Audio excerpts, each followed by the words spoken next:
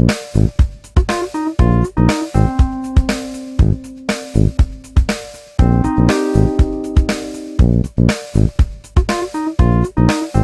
welcome back to the Blazor Puzzle. I'm Carl Franklin. That's Jeff Fritz. How are you, Jeff? Doing well. Mike, is this episode 8? Yeah, I know. Okay, all right. Hey, it's not 1,000, but 8's pretty damn. I didn't know we were going to do more than 5. You got to get through 8 to get to 1,000. That's right. You guys have been busy this week at Microsoft with .NET 8 RC2, which came out Tuesday the 10th. Mm-hmm. Get your bits, fresh bits, just like Grandma used to bake. They're so good. And be watching for Blazor Train, well, tomorrow. This is coming out on Friday, so on Saturday, I'm going to do a Blazor Train showing the difference between RC1 and RC2 for the Blazor web app. Because there's a couple differences. Yeah, there's a couple updates, changes that are in there for the better. So yeah, I agree. Yeah. But still, there are changes. All right, so let's get to last week's puzzle. All righty.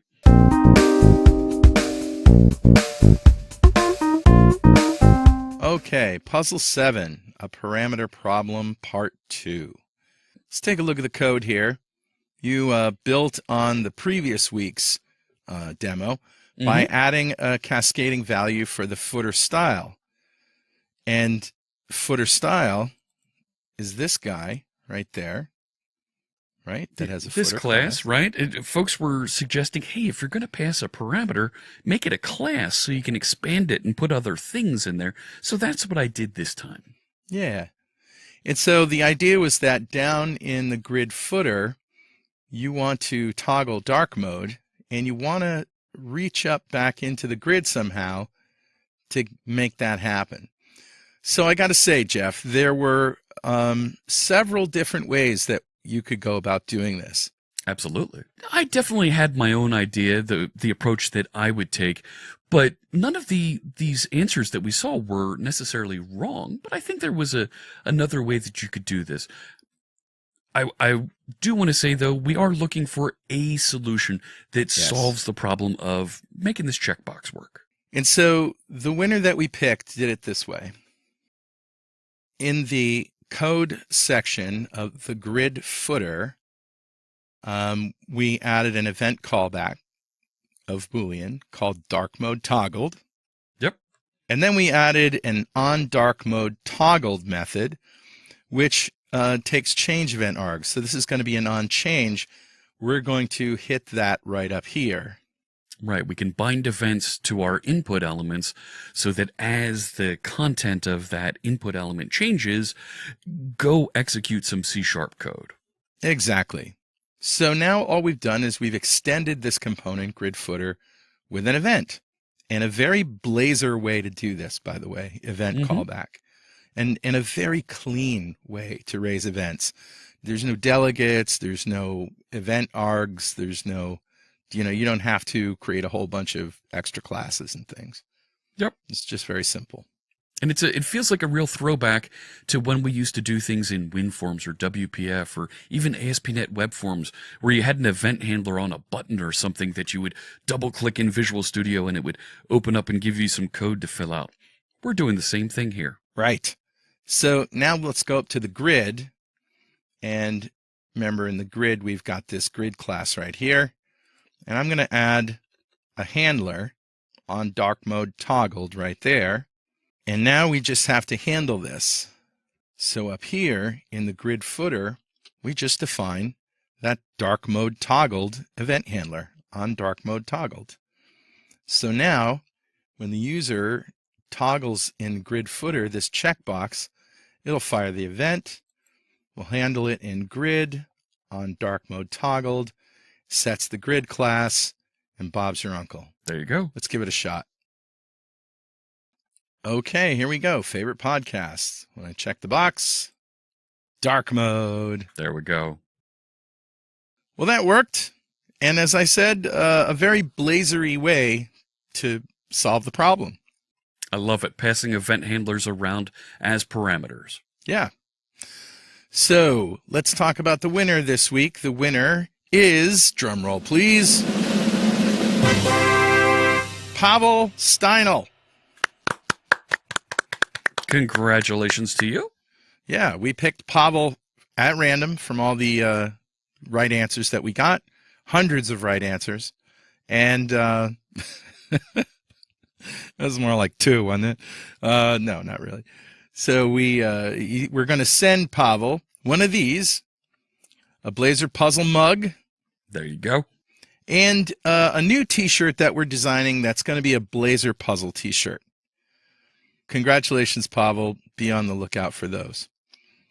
All right, let's talk about the next puzzle.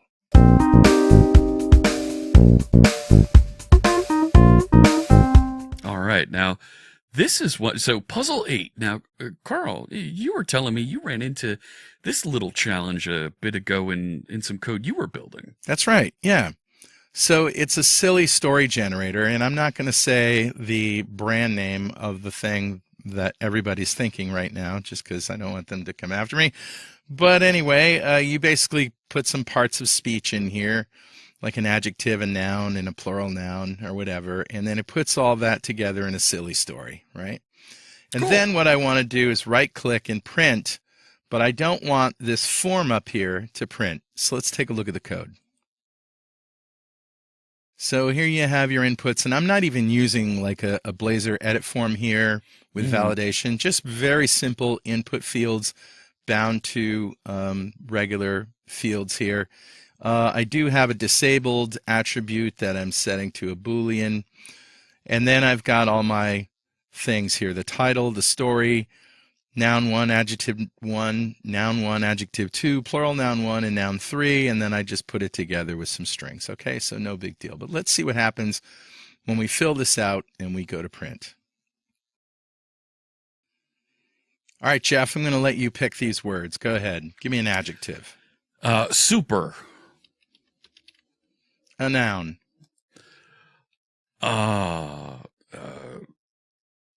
Honda. I guess that's a proper noun. Vehicle. Okay, an It's a car. adjective. Yeah, an adjective. Blue. Blue. Another noun. Night.